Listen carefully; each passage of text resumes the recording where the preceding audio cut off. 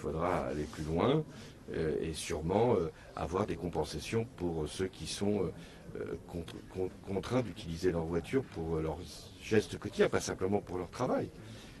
Mais pour le moment, je crois que là nous sommes dans une période cruciale, c'est-à-dire est-ce que les négociations vont reprendre, est-ce que le détroit d'Ormuz va être libéré, est-ce que les prix des carburants vont diminuer ou continuer à monter. Bon, bah écoutez, je pense qu'il faut se donner une date limite, je pense que c'est à la fin du mois de mai que des décisions devront être prises parce qu'on en saura davantage sur les conséquences de ce conflit. Comment la gauche peut-elle se choisir un candidat? Parce que les militants sont un peu désemparés, ils ne voient pas ben, la gauche, comme la droite d'ailleurs, choisira le candidat en fonction de ce que ce candidat ou cette candidate sera capable de dire aux Français. Ce sont d'une certaine façon les Français qui vont arbitrer. Alors ils arbitreront bien sûr au moment de l'élection, mais ils arbitreront avant. Je pense qu'à la fin de l'année, les sondages auront une valeur assez indicative. Là, je peux faire parler mon expérience. Je pense que il n'y a pas grande valeur aujourd'hui dans les intentions de vote parce qu'on est loin, un an. Mais à partir du mois de décembre, et à fortiori en janvier-février, il y aura une sélection qui s'opérera. Et on peut dire, mais alors, vous pourrez faire des primaires. Ben, écoutez, là aussi, les primaires, généralement, c'est le reflet des sondages. C'est-à-dire que vous prenez des militants, vous prenez des sympathisants, vous prenez des électeurs, mais ils choisissent, et ils ont raison, le candidat ou la candidate qui a le plus de chances de gagner. Et là, il ne s'agit pas simplement de figurer, il ne s'agit pas de prendre pour la gauche le meilleur ou la meilleure candidate pour témoigner. Ça ne fonctionnera pas. Il faut que ce candidat, cette candidate, montre qu'il y a une possibilité de victoire. C'est la victoire qui entraîne, c'est la victoire qui mobilise.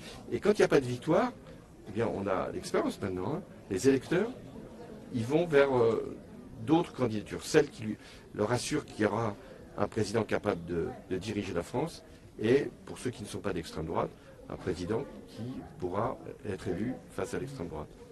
Donc la primaire du 11 octobre, pour vous, n'a pas lieu?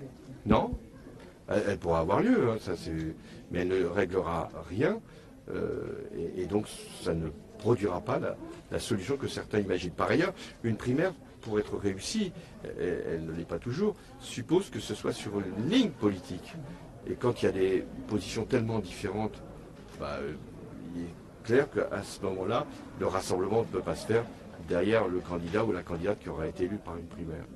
Pas plus que d'ailleurs un candidat qui serait désigné par un parti avec quelques milliers de voix, parce qu'aujourd'hui les partis, hélas, sont dans cette situation.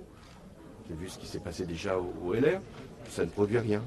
Donc il faut attendre la fin de l'année, il faut que pendant cette période, le temps ne soit pas perdu d'ailleurs. Il faut que les projets, les propositions soient avancées, c'est ce qu'on fait ici d'ailleurs, pour qu'à un moment, les Français puissent se choisir en connaissance de cause. Oui, allez-y, je vous vois, je vous devine en tout cas. La gauche ne peut pas se permettre d'arriver en ordre dispersé en 2027, et là il y a quand même une bataille d'ego qui est compliquée à régler. Oui, c'est vrai que vaut mieux ne pas être dispersé, mais l'expérience là aussi prouve que les Français choisissent à la place des appareils ou la place des procédures.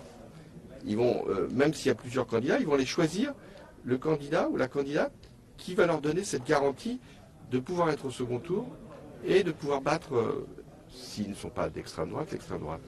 Et c'est la raison pour laquelle vous avez vu déjà en 2022 que des candidats qui avaient pourtant une certaine valeur, une certaine notoriété, ont fait des scores très très faibles. Et même en 2012, quand j'ai été élu président de la République, il y avait plusieurs candidats de gauche.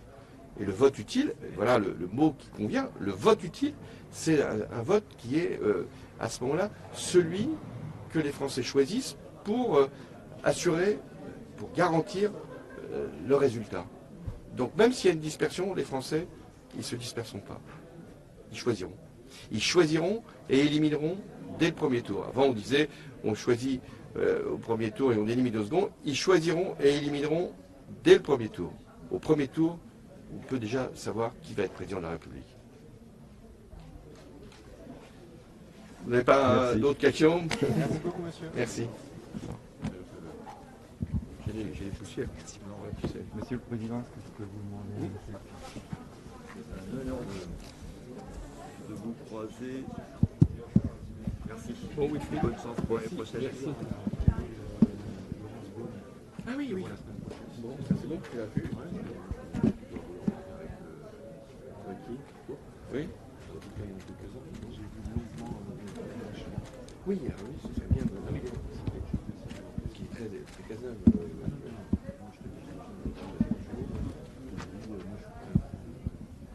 Non, ça c'est c'est lui qui va défendre au débat de Sarkozy. Oui, oui, il faut. Mais en tout cas,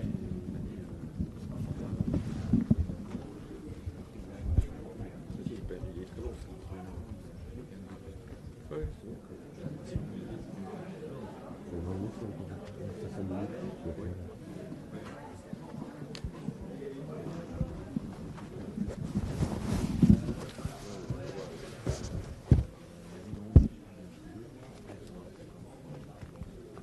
Oui, oui, oui. Oui, oui, oui.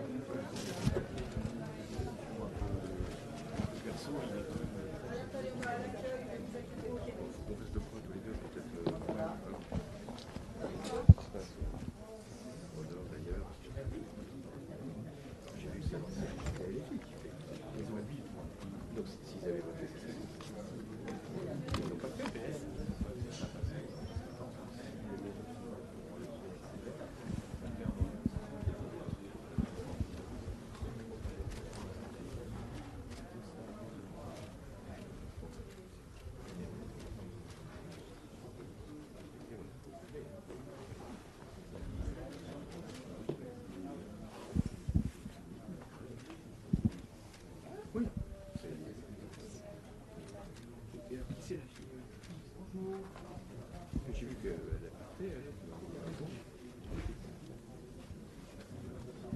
Ah, c'est qui ça? J'avais pas fait qui est plutôt bon. Hein. Je sais pas qu'est-ce qu'il va faire, c'est pas rigolo. Oui.